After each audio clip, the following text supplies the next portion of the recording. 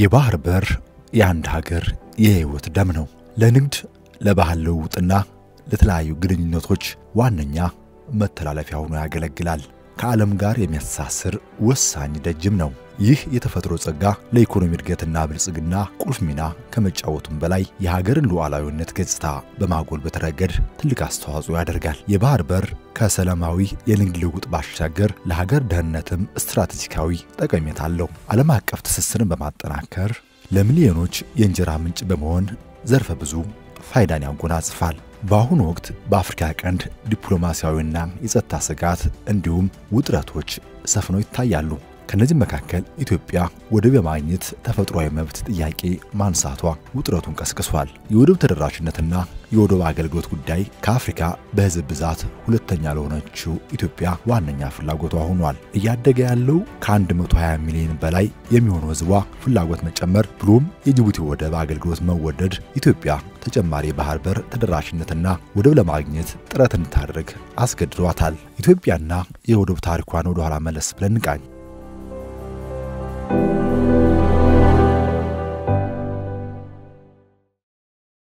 የአሰብ ወደብ ከ100 ዓመታት በላይ ለሚሆን ጊዜ የኢትዮጵያ ዋና የንግድ መተላለፊያ በር ሆኖ አገልግሏል። 98 በመቶ የሚሆነው የኤርትራ ፍላጎትም የሚገባውም የሚወጣውም በዚህ ወደብ በኩል ነበር። በኢትዮጵያና በኤርትራ መካከል በ1991 የድንበር ጦርነት ከተቀሰቀሰ በኋላ ኢትዮጵያ ለዓለም አቀፍ ንግዷ ከሞላ ጎደል የጅቡቲ ወደብን እንድትጠቀም አስገድዷታል። አብዛኛው የንግድ ችግራችን ለምሳሌ ወደብ ምንከፍለው ገንዘብ እኛ ወደብ ቢኖረን በየ2-3 አመቱ የወደብ ክራይ ክፍያ ብቻ ህዳሴን ይሰራል፣ ማዳበሪያ ፋብሪካ ይሰራል። በየ5 አመቱ አንዳንድ ትላልቅ ፕሮጀክቶች እየሰራ ለማደግ ሊያግዘን ይችላል። ገንዘባችን በእዳ ክፍያ በወደብ ክፍያ ምናምን ስለሚያልቅ እነዛ ለመከላከል ያግዛል። የጅቡቲ ወደብ በአመት ከ5.8 ሚሊዮን ቶን በላይ ደረቅ ጭነትና ወደ 300 ሺህ የሚጠጉ ኮንቴነሮችን ያስተናግዳል። የአሰብ ወደብ 10.97 ሜትር ጥልቀትና 210 ሜትር ርዝመት ያላቸው 7 ትላልቅ የመርከብ ማረፊያዎች አሉት። ወደ 385,000 ሜትሪክ ቶን የሚጠጋ ቁሳቁሶችን የማስተናገድ አቅም ያለው ይህ ወደብ ከ275,320 ካሬ ሜትር በላይ የሆነ የማከማቻ ቦታንም ያጠቃለለ ነው። አገልግሎቱን ለማፍጠን ዓለም አቀፍ የስልክ የቴሌክስና የፋክስ ግንኙነት እንደነበረው እንደ አውሮፓውያን ዘመን ቀመር በ2013 የወጣ የኤርትራ መንግስት ሪፖርት ያሳያል። በዓለም ባንክ ድጋፍ ወደቡን ለማደስና ለመጠገን ጥረት ቢደረግም ከኢትዮጵያ ጋር የተፈጠረው አለመግባባት ወደቡን ባዶ እንዲቀር እንዳደረገው የባንኩ መረጃ ይጠቁማል።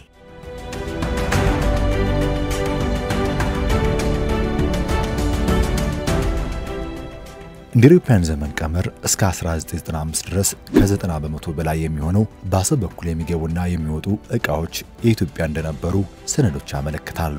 በተጨማሪም ከ30 እስከ 40 በመቶ የሚሆነው በምጽዋ ወደብ የሚገባና የሚወጣ ጭነት የኢትዮጵያ እንደነበር የታሪክ ድርሳናት ይጠቁማሉ። የአሰብ ወደብ የኢትዮጵያ ነፃ ወደብ ነበር። የኢትዮጵያ ጉምሩክ ቅርንጫፍ በአሰብ ነበረው። ወደ ኢትዮጵያ የሚገቡና ከኢትዮጵያ የሚላኩ ዕቃዎች ከኤርትራ ጉምሩክ ቁጥጥር ውጭ ነበሩ ሲል በአውሮፓውያን ዘመን ቀመር በ1995 የወጣ የአይኤምኤፍ ሪፖርት ያመለክታል። ወደቡ ሁለቱ ሀገራት ባደረጉት ስምምነት መሰረት በአሰብ የሚገኘው የነዳጅ ማጣሪያ በኢትዮጵያ ነዳጅ ኮርፖሬሽን እየተመራ ድፍድፍ ነዳጅ ያጣራ ነበር። ኤርትራም የሚያስፈልጋትን ነዳጅ በኮርፖሬሽኑ በብር ስትገዛ በአንጻሩ ለምትሰጠው የትራንስፖርትና የወደብ አገልግሎት ከኢትዮጵያ በብር ይከፈላት ነበር። ሆኖም ግን ለ20 ዓመታት በዘለቀው ጦርነትና ባስከተለው ፍጥጫ ምክንያት የአሰብ ወደብ እንደ አውሮፓውያን ዘመን ቀመር ከ1998 ወዲህ ያበቃለት ጉዳይ ሆነ።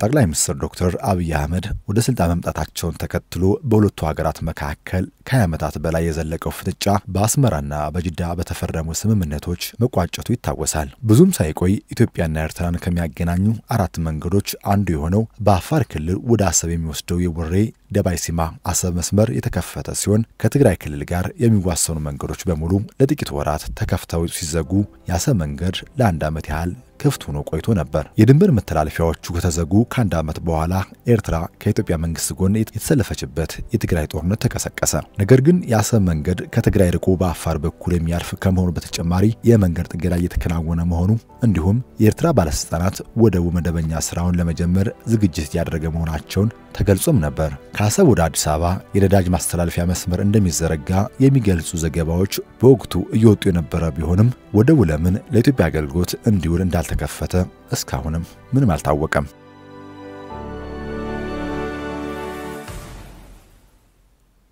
ከሀገራቱ መሪዎች ጀምሮ የተለያዩ ባለስልጣናት የወደብ አገልግሎት በፍጥነት ለማስጀመር ፍላጎት እንዳለና አስፈላጊው ስራ በፍጥነት እንደሚከናወን በተደጋጋሚ ሲገልጹም ቆይተው ነበር። ለጉዳዩ ቅርበት ያላቸው ምንጮች ለቢቢሲ እንደገለጹት ኢትዮጵያ የጅቡቲ ወደብን አንዳንድ አገልግሎቶችን በብድር ልታገኝ ብትችልም በየጊዜው እየተሻሻለና እየተስፋፋ የመጣውን ወደብን ለመጠቀም በየዓመቱ 1.5 ቢሊዮን ዶላር ትከፍላለች። ጅቡቲ ከምታገኘው ውጭ ምንዛሬ ባነሰ መጠን የአሰብ ወደብ አገልግሎት የሚያስገኝ ስለሆነ ለኢትዮጵያ ትልቅ ጥቅም ነበረው ይላሉ።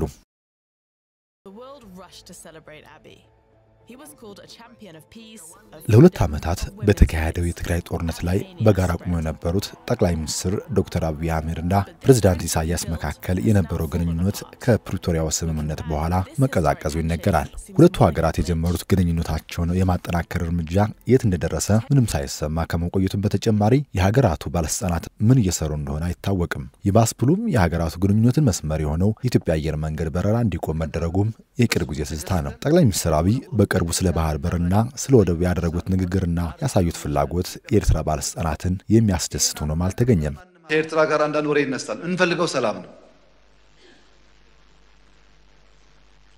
ከዛ የከፋ ነገር ካልመጣ በስተቀር በእኛ ኢኒሼቲቭ በኤርትራ ወንድሞቻችን ላይ ምንም ነገር አይፈጸምም።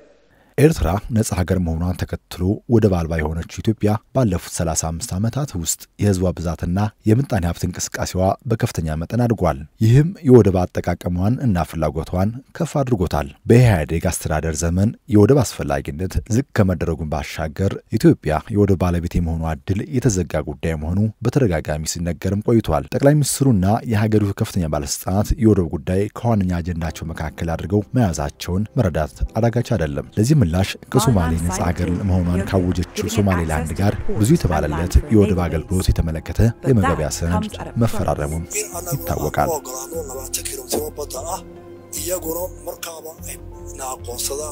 ኢትዮጵያ ከአሰብ ያጣችውን አገልግሎት ከጅቡቲ ወደብና ካሻሻላቸው አየር ትራንስፖርት ማግኘት ብትችልም ኤርትራ ሩብ ክፍለ ዘመን ለሚጠጋ ጊዜ ገቢዋን ሙሉ ለሙሉ አጥታለች። ለዘርፉ ቅርበት ያላቸው ባለሙያዎች ኤርትራ ከሁለቱም ወደቦች ብቸኛ ተጠቃሚ ልትሆን ከምትችለው ኢትዮጵያ በአመት 1 ቢሊዮን ዶላር ገደማ ልታገኝ ትችል ነበር ይላሉ። ከ10 ዓመታት በፊት የተደረገ ጥናት እንደሚያሳየው እያደገ ያለው የኢትዮጵያ ኢኮኖሚ 12 ወደቦች እንደሚያስፈልግ ያመለክታል። የኤርትራ ወደቦች ደግሞ ለኢትዮጵያ ቅርብ በመሆናቸው ለሁለቱም ሀገራት ትልቅ ዕድል የሚፈጥሩ ናቸው።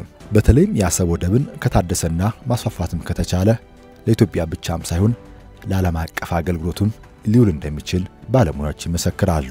እነዚህ አገልግሎቶችም በሺዎች ለሚቆጠሩ ሰዎች የሥራ ዕድል በመፍጠርና በማጓጓዝ እንዲሁም በመጋዘን አገልግሎታቸው ገቢ በማስገኘት ቀጣይነት ያለው ቀጥተኛ የኢኮኖሚ ጥቅሞችን እንደሚሰጡ ባለሙያዎች ይመሰክራሉ።